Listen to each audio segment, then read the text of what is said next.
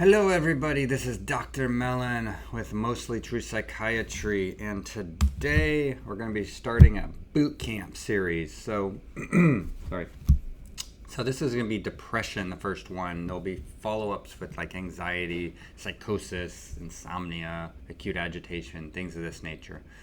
So this is going to be, the point of this lecture is to be kind of a longish 30-ish minute presentation to give you information you need to know so that you can actually be able to treat this situation, depression here, in an actual hospital, acute unit. You're a PGY1, very likely. You want to make good recommendations. You want to be able to diagnose properly. So that is the purpose of this. What this presentation is not is a way to learn about theory, pathophysiology, epidemiology of depression. Nothing like that. This is not about how you provide therapy for your patients or manage medications as you would in an outpatient. This is for inpatient. All right. Here's the lovely little topics covered. The slides will explain themselves. You don't really need this. All right. So this is my sales pitch first. Like, why do I care?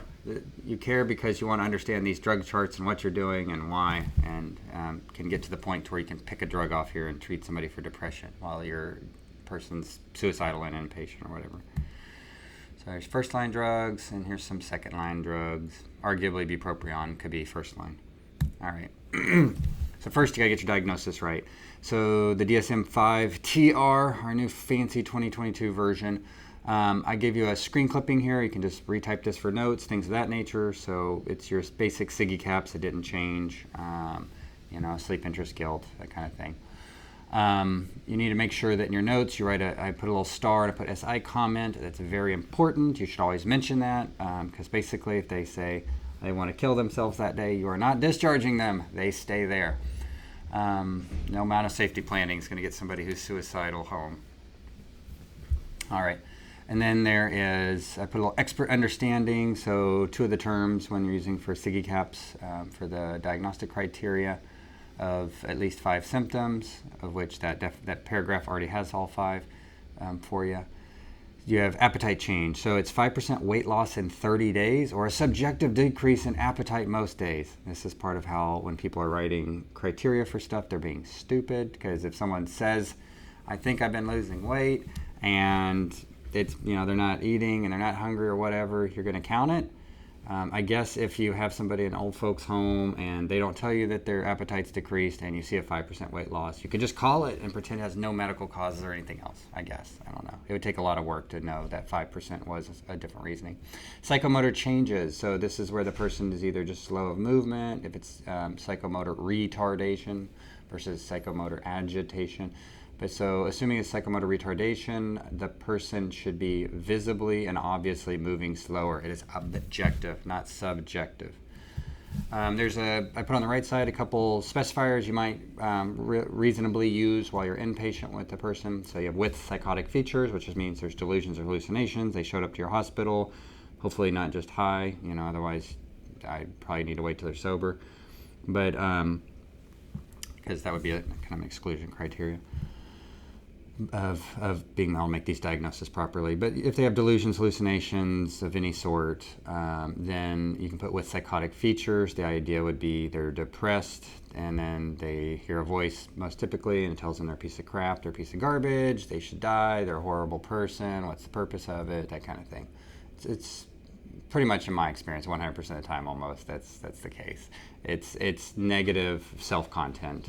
It's always mood congruent. With anxious distress is basically you have any of the symptoms of generalized anxiety disorder, but it hasn't been 6 months, and you cannot use agitation as a symptom. So person comes in, you don't know a lot about them, you don't trust their history, they need more time, you don't want to slam 7 diagnoses on them. You can do MDD with anxious distress. Very, very common for me. I do this all the time. I always think you're better off starting with simpler, diagnostics and treatment plans, and don't just make a big mess out of it. You can always further, delineate later. With mixed features, so this is baby mania, so mania split throughout the book, starting with this being the least severe kind of version. So basically they have at least 3 of those symptoms. They're talking fast, they're acting weird. Some people are super depressed and stressed, they act weird. I mean, it's one of those things you got to learn. They might even not be really forming short-term memories very well. They're kind of dissociating type stuff, and they're acting strange. So, so if you have any of those symptoms, that's fine. If they actually are having a manic episode, then you need to not use this and use bipolar mood disorder, BMD 1 or 2. But like the 4-day limit and stuff when you're doing BMD 1 or 2, for hypomania is not. It's supposed to be per another source. It's objective. It's not the person's subjective feeling, which is a common diagnostic mistake and part of the reason probably 90% of the diagnosis.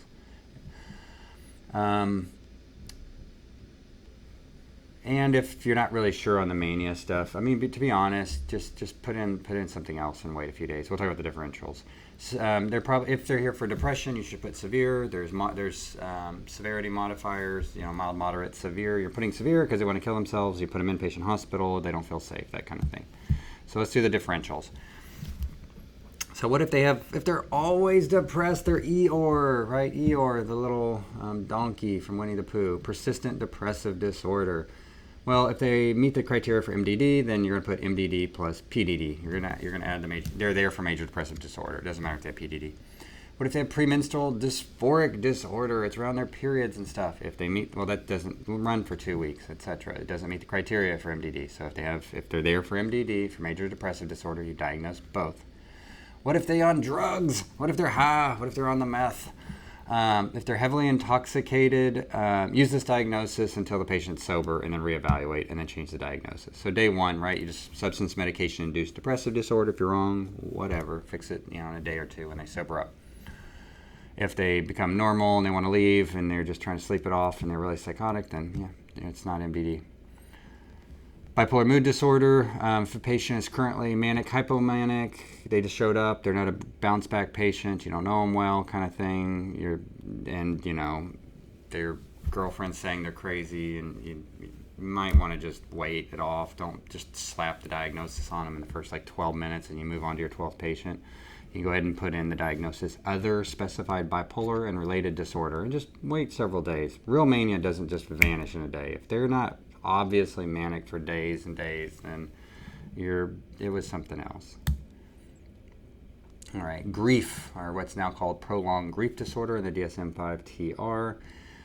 Again, if you meet the diagnosis for MDD, you put that, even if you know why. 3 weeks earlier, they were in a car, their whole family, they got in a wreck, everybody died in the car except for them, and they're paralyzed. It's still MDD. Doesn't matter. If they meet the criteria, they meet the criteria. What if they've had traumatic events, and that's why they're here, and you're not sure if it's depression or not? So if it's 3 to 30 days, you're supposed to say you can put both. If it's been at least 2 weeks, you're still going to put MDD for everything. But you can also add acute stress disorder with depressed mood if you want.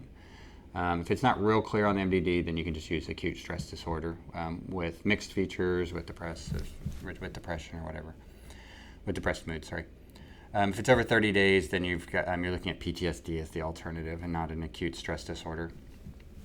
Borderline personality disorder. This is something I think most psychiatrists I see in my residency, things of this nature where I work, people are terrified to make this diagnosis properly, and so it's always this cluster B garbage. Inpatient, that makes sense. You don't see them long enough. But even outpatient, I see everybody still doing that, and they don't want to help the folks with things that could actually help them, I guess. If a person has borderline personality disorder, basically they just showed up, they're acting bizarre, strange, semi-psychotic, quasi-psychotic, sometimes people say.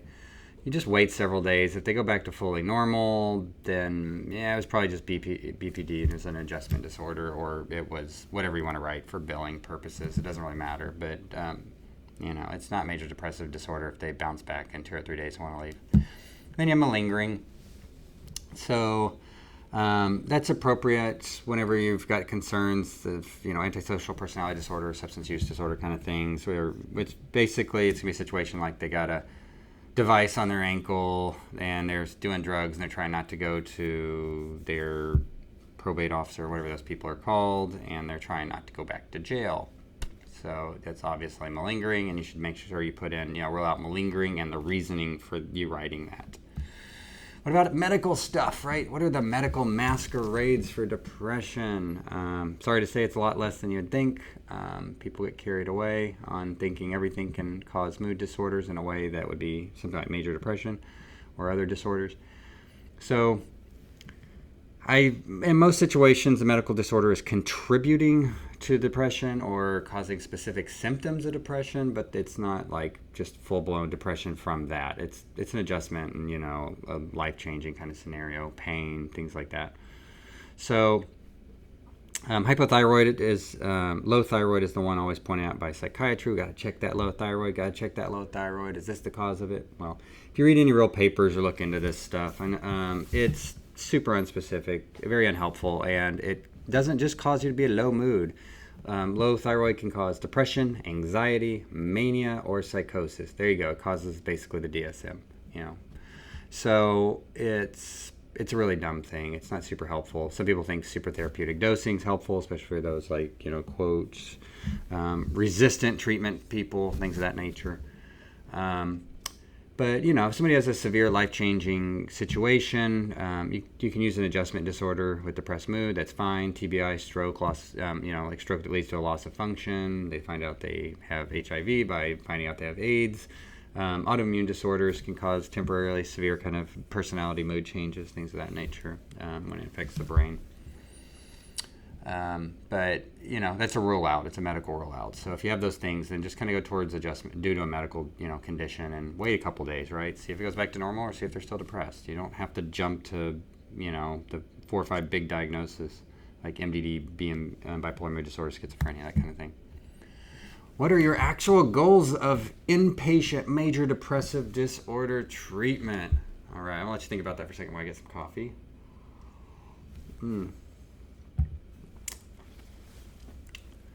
So I hate to break it to you that in most situations, the goal of inpatient treatment of major depressive disorder is not treating depression. I'm going to say that again. In most situations, the goal of inpatient treatment in psychiatry with people who are locked up in our units is not treating depression. Depression can't happen in minutes or days. It doesn't work. Ketamine right now is the latest flavor. Maybe it'll prove true, or maybe it's just the latest line of use it before it doesn't work anymore in psychiatry. But your actual goals of inpatient treatment for a patient who wants to kill themselves, right, and they don't want to feed themselves, things of this nature. If it's that severe, like they won't feed themselves and stuff, you might have to do ECT and send them, if you have that in your location, do it, or send them somewhere else to get it done. But so goals of inpatient depression treatment are safety. You stop the immediate risk. It is not uncommon that something terrible happens in somebody's life. They have a very bad social situation all of a sudden. They've been homeless for a few days. It's really cold.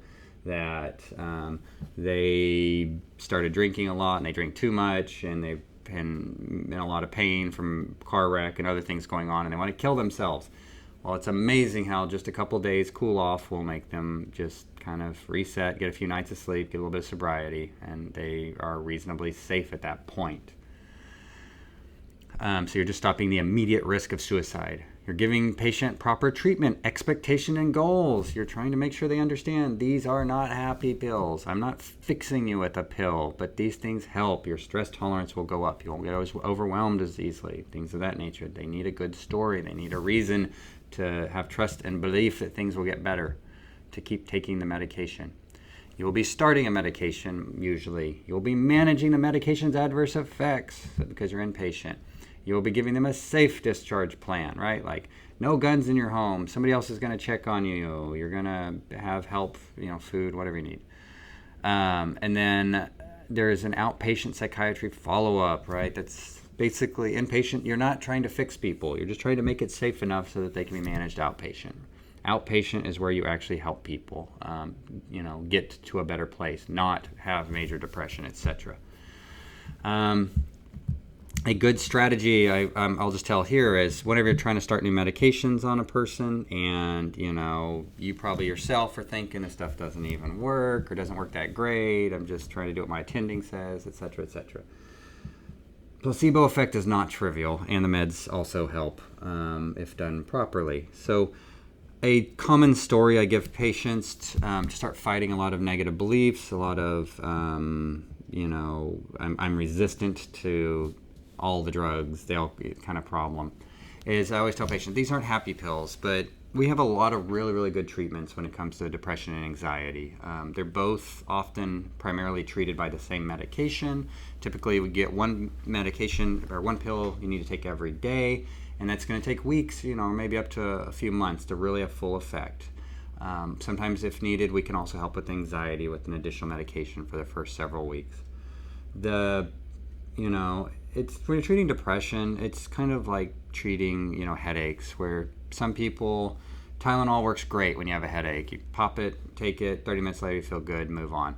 Other people, they're like, no way, that doesn't work at all. I could eat a bottle of Tylenol, it wouldn't work. I need ibuprofen. Ibuprofen does way better for me. And, it doesn't mean you're like Tylenol resistant or Tylenol's a terrible drug or something. They're both great drugs. They just don't work for everybody. And so you just have to cycle through a few till you get to the one that works. And so our antidepressants are the same way. There's lots of great options. Probably a half a dozen good choices for you right now, first line choices. And all we need to do is first start at a low dose, make sure that you're not getting side effects or anything that's wrong. Go low, go slow. Make adjustments in, like if drug X, like we said, sertraline. Sertraline is typically for most people a 3-step drug. It'd be like 50 milligrams, 100, 150, and it'll take us a little while to get you to a good dose safely and effectively. But if it's not the right one, we'll be able to get you there with one or two more changes. So that's the kind of story you need to be able to tell somebody so that they're not just like, take this pill, you're going to be happy.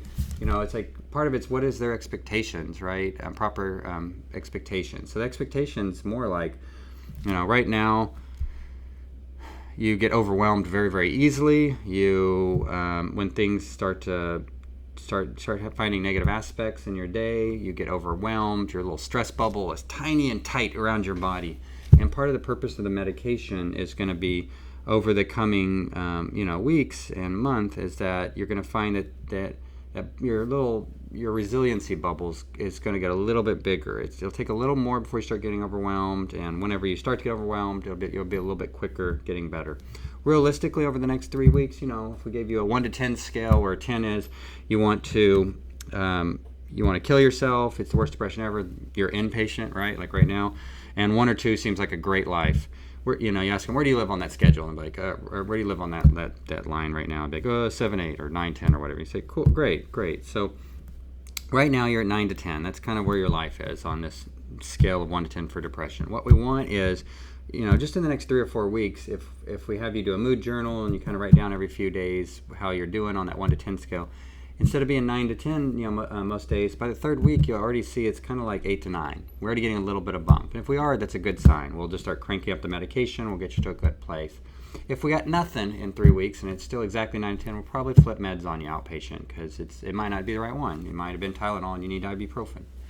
All right, there's that story.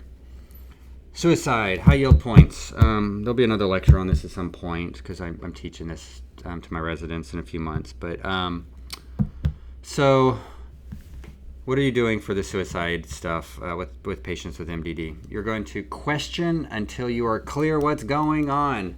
Don't just like, oh, you want to kill yourself? Well, that sounds bad. Okay. No. You're a psychiatrist. How do you want to kill yourself? Do you have that? When's the last time you tried to kill yourself? You just keep going. You don't stop. You need to know what's going on. And then if they want to answer any of your questions, and you've asked a few, you're moving on, but then you're putting they're resistant to answering questions, and your information is not considered adequate, and they're a high risk, right? Like they're going to stay inpatient. So, and then you got to make your risk assessment because you know how dangerous you think it is. There's suicide intentions. So these are to me, 3 very high risk scenarios that are, you'll run across a lot. They're common. So 1, they just attempted. You really don't care what they say the next day when they, took a bottle of pills and tried to kill themselves at the ED the day before, went to the ED or whatever. So they're going to be there for several days.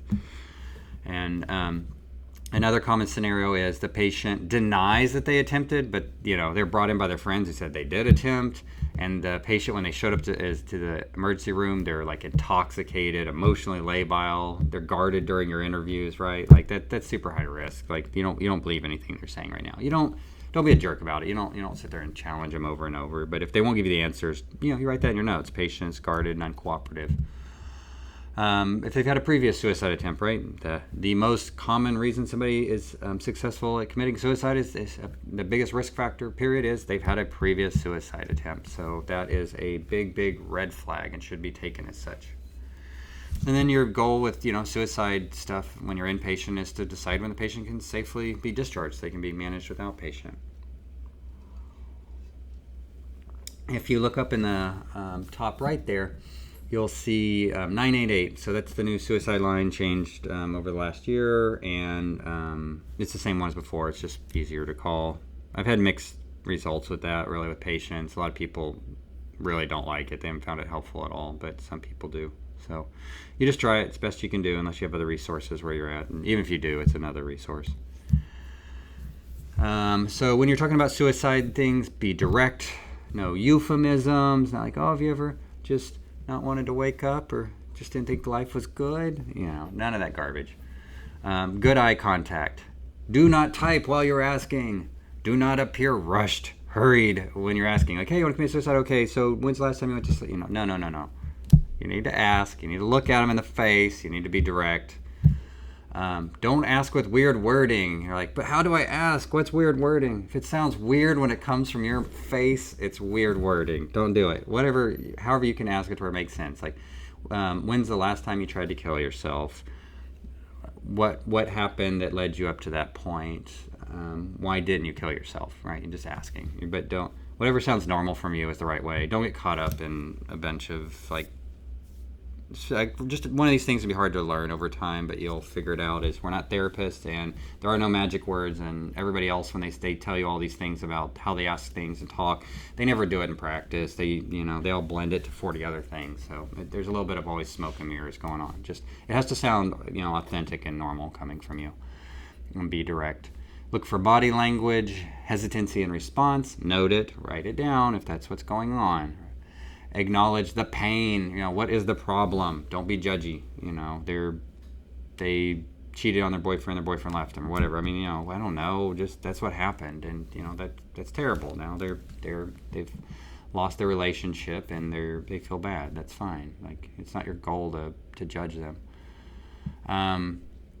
Don't argue with the patient if their story's changing. It's the whole countertransference kind of garbage and thoughts, and that patient says one thing in the ED, I want to kill myself, I hate this, they're intoxicated, the event just happened, next day, oh, I never said that, it's fine. You can say, is something changed from what you told the ED doctor yesterday? See what they say and then move on. Don't sit there and be like, haha, got you, wait, what about this? That doesn't matter. That's not even your goal. You're trying to actually have a therapeutic alliance, and you're trying to get them to be safe and go home and go to an outpatient doctor so the outpatient psychiatrist can actually try to help them. You're not fixing them. You're inpatient.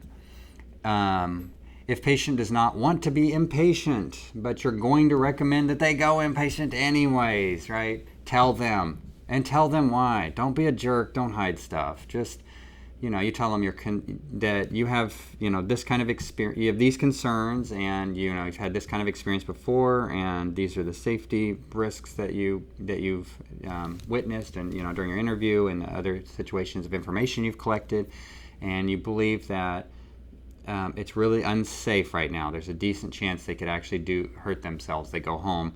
And the goal of being inpatient is to help them. This is a crisis situation. It'll get you more resources. It can get you social work help and all these other things that you won't be able to get outpatient. And I don't feel safe for you that if you go home now, things will be okay. That's your basic story. Do not hide it. Do not hide it. Do not hide it. So the current flavor of how we help people, they used to be like, promise me you're not going to kill yourself. And then they did it for a long time. And then it obviously never worked and was really stupid. But psychiatrists were like, yeah, that's good. That's what I told them. So this is our most current version of that. So we have a patient safety plan. It's a little more kind of logical, trying to carry out things that they can do to try to actually help them and give them numbers and stuff. So this is a easily printed paper from everywhere. If we look at step 5, number 4, it still has the old phone number on here, so we'd have to update it to say the suicide hotline is now 988. But other than that, Probably have to mark it out on your paperwork at your hospital. It just gives practical things, like real things that a crisis management does as therapists and stuff that they've found to actually be helpful for people, or at least a subpopulation of them. They basically have to keep this piece of paper, take a picture of it, which is probably more practical, and it gives them things to do, like what are your warning signs, your internal like I start crying a lot and go to my room and I won't talk to anybody. What are your coping strategies? I've got none. Okay, well, let's go through some. And then they work through, okay, you can do music and walk and whatever. And it talks about people in a social setting that they can use for distractions, not to help them. So I like hanging out with XYZ. Okay, cool. So that's somebody you'll talk to and go entertain yourself, to distract yourself whenever you're having your warning signs and your internal coping strategies have failed. And then if you can't talk with people and they're not to distract you, you finally get to who can you ask for help, and then professional help. And then just what are you going to do to make your environment safe? So it's something that therapists would do. Maybe you're attending, I'll have you do it a couple times just so you know what it is on your own. But typically doctors don't do this. It takes too long. So that's why we are a team. So what are the typical treatment scenarios? How do you treat real people? So there's kind of 3 common versions, I think, that pretty much will get you through most of them. So one version is the patient previously had a very effective medication. They quit their medication. They were fine, and now they're not fine. You get to restart their last medicine. High five, you're a genius. Just restart their med, see if it works. Another common scenario is the patient was doing really bad. Maybe they're an outpatient. They got to see their doctor for the first time or do something, or maybe they're switching meds. And they started a new medication. They've been on it for 2 weeks, 1 week, and they're still suicidal, and then they come in. So they just started a medication, and they're showing up to your door. So you could consider just they're in a safe environment. You increase the medication more, give them kind of PRNs to make them feel comfortable, happy, to manage the most stressful portions of it. Use the therapeutic milieu of acute inpatient, which I don't know how therapeutic it is for lots of folks, but maybe screaming naked people running around works for you. So they came in, they just started a medication. You can increase it if it's side effects or something related to it. You just switch it, and that's fine. But otherwise, maybe just same med, and you're just adding a PRN or something minor and waiting it out. What if the patient's not on medications? Well, lucky you just get to start any first-line treatment or whatever's appropriate. If there's no adverse effects, you're done. You started the depression medicine, good job, and you manage their adverse effects. If the adverse effects are intolerable, basically, then you're gonna have to switch them while they're inpatient. It's gonna delay discharge a little bit. What if they're psychotic, right? We have depression with psychosis. They say, I hate myself, and the devil's talking to me and tells me I should kill myself. I'm a piece of garbage. So that's basically the story of how it always looks. It's like negative self-talk. It can very much appear like a full-on different voice or whatever. I'm in a little super Bible area, so it's very demonic very often. It's very typical. So you basically just have to decide, is this kind of minor? Like it sounds like their own voice. It's not really psychotic in a way. They say they hear a voice, but it's not over the top or bothersome. You could consider just doing an antidepressant and leave it at that. If it's bothersome at all to them and it seems like a problem at all, just go ahead and do dual therapy. You're not fixing them. You're just trying to put Band-Aids on and help till they get to outpatient. So dual therapy for depression, psychosis means you give an antidepressant and you give an antipsychotic. Use any meds. Don't get caught up on what's the right answer. I know we used to have these fancy things like olanzapine plus I can put in fluoxetine and call it a fancy name by a drug company, and the rep was cute and all that garbage. It didn't work out. It didn't terribly great or matter that much. Just pick drugs that help with psychosis. Pick drugs that help with depression. Fun fact, if I hit you in the head with a hammer, you have a stroke, you have schizophrenia, or you're depressed and hearing things, in all of those situations, antipsychotics still work. It doesn't matter. Mostly auditory hallucinations and visual hallucinations. And then when they're outpatient, we'll get them off their, by the way, I like outpatient. We're going to work on getting them off the antipsychotics when it's appropriate. So maybe a couple months later or whatever. So you're really just looking at side effects, right? On which medications you think is best. And you're like, should it be ziprasidone or aripiprazole? I hold those are skinny drugs. And then olanzapine, risperidone here, those are fatty drugs, or whatever. They're not going to be on it long. You're not going to a high dose, hopefully. But you pick a drug you think is reasonable, but being depressed is bad. Being depressed and then getting fat is worse. And one thing just to really know, like aripiprazole, really start learning and understand its akathisia stuff. It's not trivial. I know it's a new drug and everybody gets so excited about it, but it's like one of the worst akathisia drugs we've ever created. All right, comorbidities. You should always be checking for comorbidities, inpatient, outpatient, right? And you're always checking insomnia, anxiety, drug use when you're outpatient. Inpatient, obviously, they're not using drugs. They're, and hopefully not in your unit. That's bad. So this the benefit of whenever a person has multiple issues going on, you can strongly consider if there is a better medication choice or even a second line choice, just because it treats two things. I'll let you screenshot this or do whatever later. I'm not going to sit here and read all of these, but if you have depression plus insomnia, then mirtazapine is a great choice, right? Mirtazapine up to 15 milligrams is sedating, and then 15, 30, 45 are the actual kind of treatments for depression. Don't go 7.5 and 15. You're not even treating depression at that point. Or if they're underweight, right? It makes you eat, makes you hungry, can make you fat. So if you are deciding for them that their body shape and image is not good, and you're skinny shaming them, go for it. If they're Eeyore, so depressed and low energy and tired, you kind of have three choices. Depends on what you look through and for. But fluoxetine, sertraline are the quote activating antidepressants. That's a very loose term. It doesn't mean a lot. If you start trying to search it, read papers, the activating concept's kind of stupid. It is. But they good report of treatment options for that situation. If you want to just go by the zeitgeist wisdom of psychiatry, bupropion being the other one because it dumps some norepinephrine. So fluoxetine, sertraline, bupropion. So you can go through this list. There's a bunch of different options or thought processes. Like sound like you're a smart resident and impress your attending. Drug switching concepts. Okay. So what's the basic fear of switching medications on a patient? Well, first is you don't want to worsen the original problem, right? You don't want to make their depression worse. You don't want to make their anxiety, psychosis, insomnia worse. You don't want to worsen the situation. If you're changing between drugs that are dissimilar, that are not similar, then withdrawal effects are a big issue. And I know a little guy on the right says, my drug rep says I should call withdrawals discontinuation syndrome.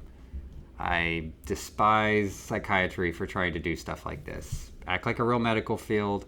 Their body adjusts to a medication, they stop using it, and it causes, actual negative consequences, physical consequences. That is a withdrawal. Or if your attending wants you to write discontinuation syndrome and wants you to lie to your patient for a good therapeutic alliance, I don't find that saying withdrawals causes this terrible, interaction. But, maybe you don't like talking to your patients and being honest. Which you do you, I'll do me. But if the symptoms you're looking for realistically are types of ideas when it comes to withdrawal symptoms, this is specifically SSRI, SNRI. Other drugs are a little bit different. But the withdrawals that you're looking for they're uncomfortable, they're not hazardous. They're not going to kill them, okay? So it's dizzy, nausea, headache. Some people get super irritable, like non-trivial. Like that definitely happens. Agitated, right? Agitated is just kind of moving around, everything's bothering you. Insomnia can be a real problem. Diarrhea. They say sensory disturbances, but it's basically always like this electrical shock sensation. Much worse with SNRIs than non-venlafaxine, probably being the single worst. Lethargy, being tired. So being tired, or it's just everything, right? So it's mood lability and abnormal dreams. And then it can worsen the original situation of anxiety, depression, psychosis, whatever. If they have a dangerous situation, like, oh gosh, they're having seizures on bupropion. Oh gosh, they're having fulminant liver failure and you're on a, antipsychotic or valproic acid or something. You've got to stop it. Stop immediately. Okay? Imminent, dangerous things are imminent. Uncomfortable is uncomfortable. Stop it. Don't kill the patient. Don't be like, well, do I need to decrease it? No. They are uncomfortable. You're not going to kill them. If you blow out their liver, you can kill them, right?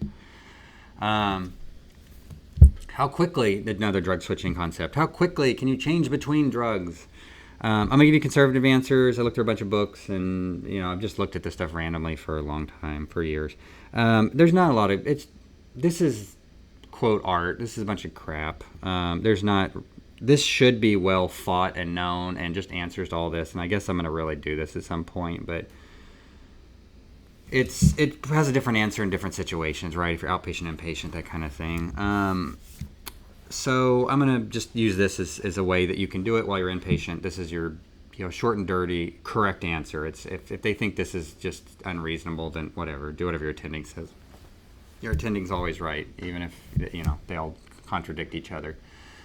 SSRI to SNRI, right? First line choices when you're flipping back and forth.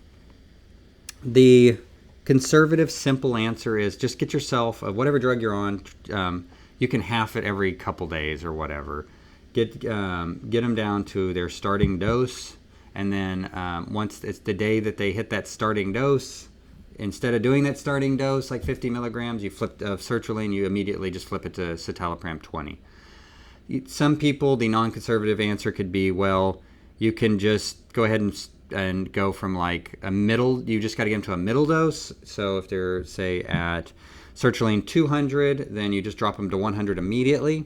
You wait about 2 days, and then you can just flip them over to the other drug at a medium dose as well. So it's a less conservative thing. They're inpatient, they're safe, right? You can do it. And speed is the issue here. So if you're trying to switch it and they're at a high dose and doing these things, you might be a little more aggressive. Special considerations. So a few of the very common drugs that are on my list for the first, second line kind of things. Venlafaxine, horrible drug. I hate this drug. It works. It's not that. It's the side effects suck. So it is like the worst withdrawal drug I've come across for anything we're doing for first line kind of treatments for patients for anxiety and depression, which it works great for both. But they're terrible. Outpatient might take a couple months to get them off of 225 milligrams of venlafaxine. Like, it's rough. There is only venlafaxine XR. I know they're going to tell you IR, XR. You got to learn both, do all this dumb stuff. It's always XR. That's the only thing that's sold. The other one's terrible. Nobody uses it. If they do, they messed up. So if they start off on an MAOI, they're coming from a state hospital or a doctor who's like 85 years old or something, then you basically they get to sit there on no meds for 2 weeks, and then you can start an SSRI. So, I don't know, you're giving them benzos and stuff and just trying to get them to calm down and sleeping pills, but you're waiting 2 weeks. Don't do anything. It's got to replace, right, the actual receptors in the brain, and they're going to end up having serotonin syndrome because they're not going to process it otherwise. Bupropion has a weird switch thing you got to be aware of. So if you're high dose, right, it's a 3-step drug, 150, 300, 450. It's for XL. Please quit using the other versions unless you really have to. It's just dumb to make people take pills for twice a day and then lie to you about how often they take it, because they can't take it once a day half the time, right? That's always what they're telling us. Nobody has good medication compliance. But so if they're at 300 or 450, middle or higher dose of the drug, right, it's a seizure risk drug. If you triple it, you're going to cause people seizures, that kind of stuff, at a kind of a linear rate, more or less, I think. So fluoxetine and paroxetine will actually inhibit bupropion's breakdown. So if you start off on 450 and you're like, I'm going to go ahead and add fluoxetine 20 and then go to 40 and go to 60 milligrams in 3 days, you're going to jack up their bupropion and cause a seizure, potentially. So you got to get them down to 150 before you flip, or just slowly add the other drug. Basically, that's the answer. I wouldn't, it's just those two drugs, right? So don't pick fluoxetine, pick Well-Oft. It doesn't work together. Sertraline plus bupropion do not work together. That was done in a big British study, and they tried it and A/B tested it. It was full crap, but, do it anyways. It can be your bridge to get them onto sertraline. Adjuncts. Right? Like, what about just adding meds? I love polypharmacy. I hate side effects. Just sprinkle fairy dust everything. So adjuncts in depression, what does that mean? It basically means continuing drug A and then adding drug B with a different, hopefully, mechanism of action. You're not being terrible and giving, escitalopram and sertraline together or something, because you're just trying to see if you have serotonin syndrome to help the depression symptoms. Typically, you would outpatient. The argument is you can use an adjunct if you've gotten rid of a lot of symptoms, say 50%, and that's been very meaningful and to the patient objectively or subjectively. Then, if they increase more, they're getting adverse effects, so you can't go up. or they're already at their max dose. That's the kind of situation you can consider adjuncts when you're outpatient. During inpatient, the concern is adverse effects can slow down discharge. I know the attendings don't say it that way and things, but they want to get everybody out and, it's easier to start multiple medications to make a patient feel like you're doing something because you're not treating their depression in a few days, but you're going to think you are or pretend you are until you get cynical about it, I guess.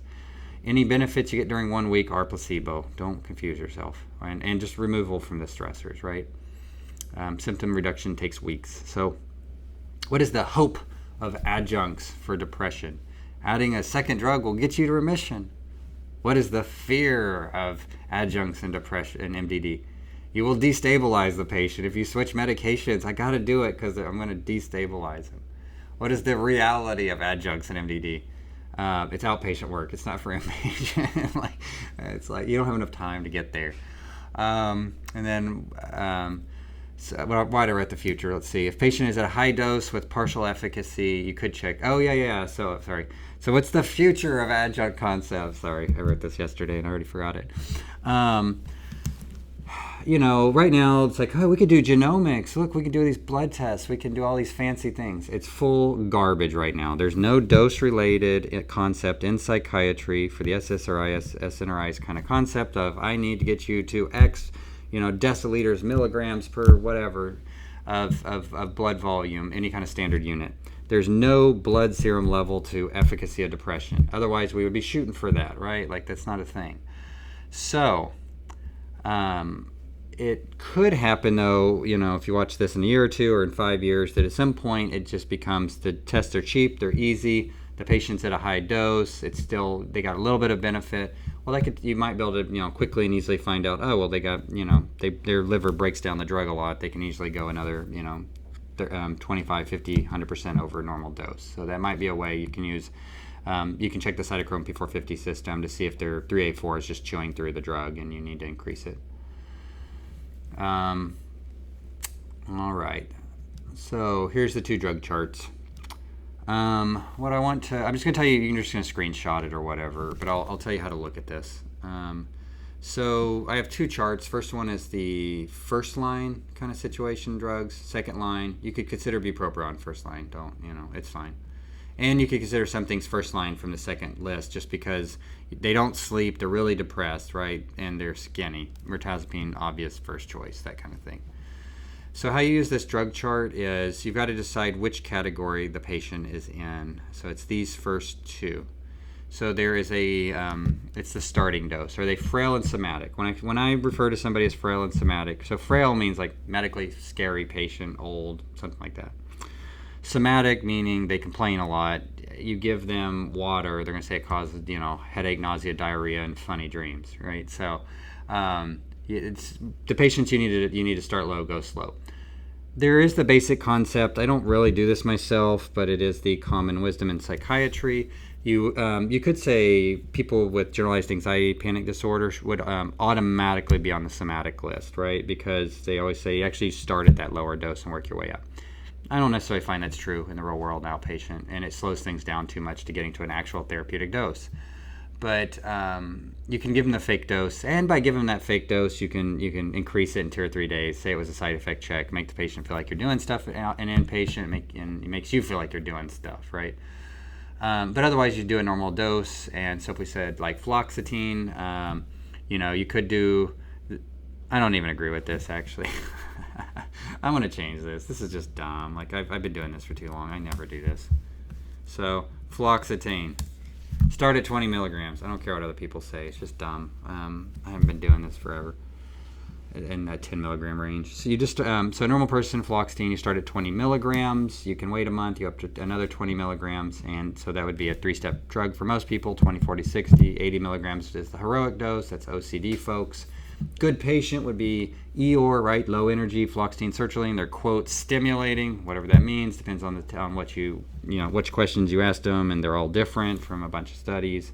And fluoxetine and sertraline worked really hard as companies to make sure that they got they won the fight for 20 years with their drugs. They're bad for panic attacks because they're quote stimulating. Despite that, you might be able to just do 10 milligrams. It's a perfectly good drug for those folks, right? Because it is a first line treatment for generalized anxiety disorder and panic attacks.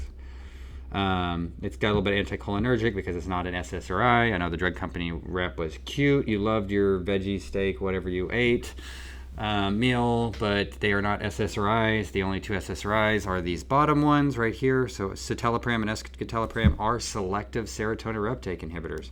If you're hitting other receptors, you are not selective. So, fun fact. But you're going to call them SSRIs anyways. You just go down the chart that way. You can kind of pick what makes them a bad patient. It's either truth or common psychiatry wisdom. And then what makes them a good patient? It's either truth or common psychiatry wisdom as taught. Why this drug sucks. These are the people you should really strongly consider not doing this with, right?